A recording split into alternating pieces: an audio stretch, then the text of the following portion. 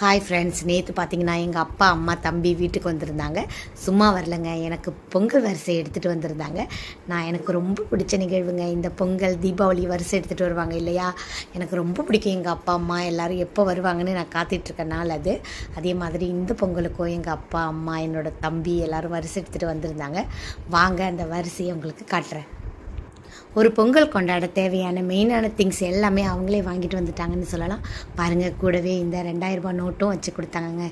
என்னெல்லாம் இருக்குன்னா தேங்காய், பழம், இஞ்சி, மஞ்சள் கொத்து, இஞ்சி கொத்து, காய்கறி, வெல்லம், இது கூடவே ஒரு 10 கிலோ அரிசி எல்லாமே அவங்க வாங்கிட்டு வந்துட்டாங்கன்னு சொல்லலாம். இப்போ ஒரு பொண்ணுக்கு பொங்கல் கொண்டாட தேவையான எல்லாமே அப்பமாவே பார்த்து வாங்கிட்டு வந்திருந்தாங்க. எனக்கு இதை பார்க்கும்போதே ரொம்ப மகிழ்ச்சியாக இருந்துச்சு.